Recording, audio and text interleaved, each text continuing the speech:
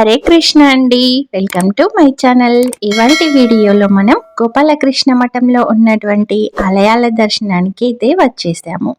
ఈ గోపాలకృష్ణ మఠం ఆదిలాబాద్ పట్టణంలో ఉన్నటువంటి వినాయక్ చౌక్లో ఉంది. ఈ ఆలయం చాలా పురాతనమైనదండి. ఇందులో చిన్న చిన్న గర్భాలయాలు కూడా ఉన్నాయి. చాలా అంటే చాలా అత్యద్భుతమైనటువంటి విగ్రహమూర్తులు ఈ ఆలయంలో అయితే నెలకొని ఉన్నాయి. వాటన్నింటి దర్శనం కూడా మనం ఈ వీడియోలో చేసేసుకుందాం. ఈ వీడియో చూస్తున్న వాళ్ళల్లో ఎవరైనా నా ఛానల్ని సబ్స్క్రైబ్ చేసుకుని వాళ్ళు ఉంటే వెంటనే సబ్స్క్రైబ్ చేసేసుకోండి. ఇక్కడ బ్రహ్మోత్సవాలు జరుగుతున్నాయండి గోపాలకృష్ణ మఠంలో ఉన్నటువంటి ఆలయంలో.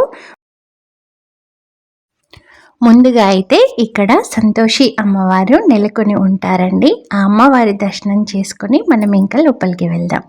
ఇక్కడ ఉన్నటువంటి సంతోషి అమ్మవారి విగ్రహాన్ని చాలా అంటే చాలా అందంగా అలంకరించేస్తారండి. ఇక్కడ ఉన్నటువంటి పంతులు గారు. అమ్మవారికి గాజులంటే ఎంతో ఇష్టం కదా.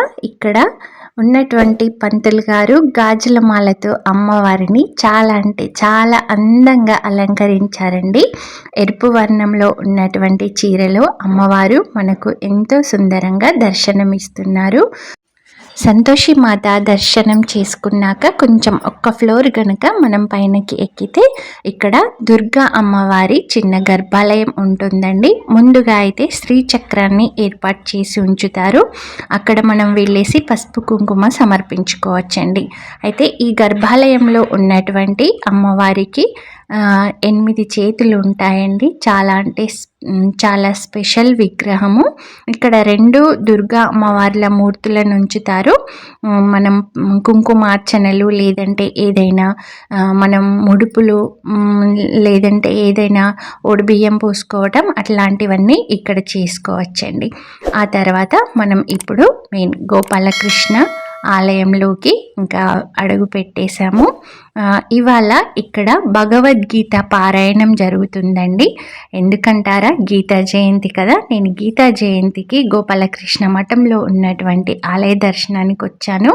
అలాగే భగవద్గీత పారాయణం కూడా జరుగుతుంది కదా, అక్కడ కూడా చూద్దామని వచ్చానండి. ఇక్కడ చూస్తున్నారు కదా కర్ర వినాయకుడు. మనకి మామూలుగా పాలాజీలో అయితే కర్ర వినాయకుడు ఉంటుంది కదా. ఇప్పుడు మనకి భక్తుల సౌకర్యార్థమని ఇక్కడ గోపాలకృష్ణ మఠంలో కూడా కర్ర వినాయకుడిని ఏర్పాటు చేశారండి. మీరు కూడా తప్పకుండా దర్శనం చేసుకోండి. ఇంకా గోపాలకృష్ణ భగవానునికి ఇక్కడ ఉయ్యాల సేవ అవన్నీ కూడా జరుగుతున్నాయండి. ఇక్కడ గోపాలకృష్ణ మఠంలో బ్రహ్మోత్సవాలు జరుగుతున్నాయి. ఇంకా గీతా జయంతి కూడా ఉంది కనుక ఇక్కడ కృష్ణయ్య మూర్తులను చాలా అంటే చాలా అందంగా అలంకరించేసి పెట్టారండి. అయితే ఈ మూర్తులన్నింటికి కూడా నిత్యము పూజలు జరుగుతున్నాయండి. ఇక్కడ చూస్తున్నారు కదా కన్నయ్య విగ్రహం ఎంత అందంగా ఉందో కదా. కన్నయ్య మనల్ని చూసి చిరునవ్వు నవ్వుతున్నాడేమో అన్నట్టుగా ఉంది. ఇక్కడ చూస్తున్నారు కదా గీత అండి. ఈరోజు గీతా జయంతి కదా. భగవద్గీత పుస్తకాల నుంచేసి పూర్తిగా శాస్త్రోక్తంగా పూజలు జరిపారండి. ఇక్కడిక భగవద్గీత పారాయణం స్టార్ట్ అయ్యింది. భగవద్గీత సామూహిక పారాయణం అనేది జరుగుతుందండి. ఎంతమంది భక్తులు వచ్చినా కూడా వాళ్ళు భగవద్గీత పారాయణం చేయటానికి అనుకూలంగా ఇక్కడ అందరికీ కూడా పుస్తకాలను ఏర్పాటు చేసి ఉంచారండి. ముందుగా అయితే ఇక్కడ మనం విఠల రుక్మిణిగా ఆలయం ఉంటుందండి. ఆ ఆలయం దర్శనం చేసుకుందాం. అంటే చిన్న గర్భాలయం, ఈ గోపాలకృష్ణ ఆలయం ఏదైతే ఉందో అక్కడ చిన్న గర్భాలయం ఉంటుందండి. ఇక్కడ ముందుగా అయితే విఠల రుక్మిణి అమ్మవార్ల దర్శనం చేసుకుందాం. ముందుగా శివలింగం ఉంచేసి ఇక్కడ విఠల రుక్మిణి గారి విగ్రహాలను ఉంచారండి. తర్వాత మనం గోపాలకృష్ణ భగవానుని దర్శనం చేసుకుందాం. ఈ విగ్రహాలు చాలా అంటే చాలా అత్యద్భుతంగా ఉంటాయండి. కృష్ణశిలతో చేసి సంపూర్ణమైనటువంటి అలంకారంలో మనకి గోపాలకృష్ణ భగవానుడు దర్శనమిస్తారు. ఇక్కడ మళ్ళీ పక్కనే అంటే గోపాలకృష్ణ గర్భాలయం ఎక్కడైతే ఉందో ఆ పక్కనే ఇక్కడ ఆంజనేయ స్వామి వారి విగ్రహం ఉంటుందండి. ఇక్కడ ఉన్నటువంటి గర్భాలయాలన్నిటికీ కూడా ద్వారపాలకుల విగ్రహాలను ఏర్పాటు చేసి ఉంచారండి. మనకి ప్రతి గర్భాలయంలో కూడా శివలింగాన్ని ఏర్పాటు చేసి పెట్టారు. ఇక భగవద్గీత పారాయణం విందాం.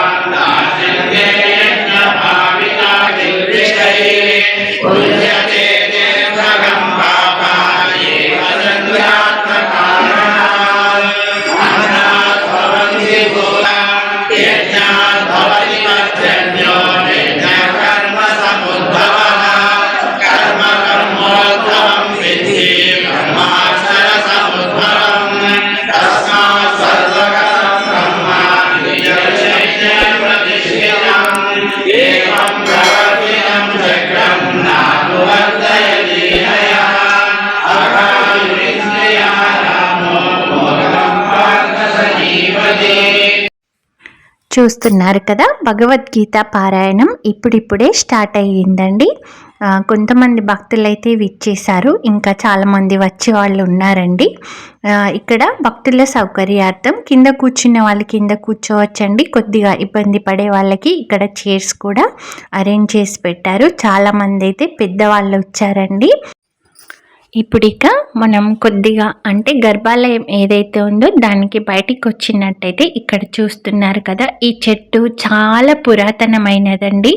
చాలా అంటే చాలా విశాలంగా పెద్దగా ఉంది.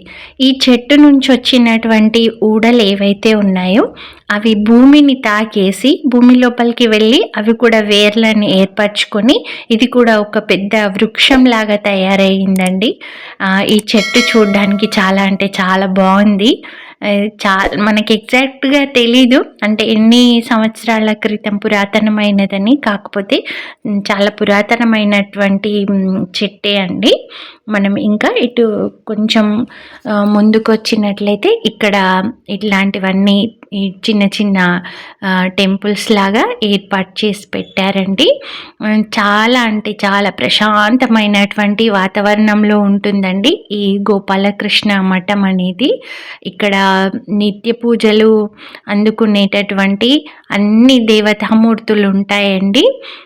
ఈ గోపాలకృష్ణ మఠం వచ్చేసి ఆదిలాబాద్ పట్టణానికి ఎగ్జాక్ట్గా మిడిల్లో ఉంటుందండి. ఈ గర్భాలయాల చుట్టూ ఉన్నటువంటి నిర్మాణం కూడా చాలా అంటే చాలా అత్యద్భుతంగా ఉంటుంది. ఇదండి గోపాలకృష్ణ మఠంలో ఉన్నటువంటి గర్భాలయాలు, వాటి గురించినటువంటి డీటెయిల్స్. భగవద్గీత పారాయణం కూడా చాలా అంటే చాలా ప్రశాంతంగా జరుగుతుందండి. ఇదండి మనకి గోపాలకృష్ణ మఠం గురించినటువంటి వీడియో. మీకైతే వీడియో నచ్చిందని అనుకుంటున్నాను. మీకు గనక వీడియో నచ్చినట్లయితే లైక్ చేయండి, షేర్ చేయండి. నా ఛానల్ని ఎవరైనా సబ్స్క్రైబ్ చేసుకోని వాళ్ళు ఉంటే వెంటనే సబ్స్క్రైబ్ చేసేసుకోండి. మీరందరూ కూడా తప్పకుండా గోపాలకృష్ణ మఠంలో ఉన్నటువంటి ఆలయాల దర్శనాన్ని చేసుకోండి. అందరికీ మరొకసారి Hare Krishna. Thanks for watching.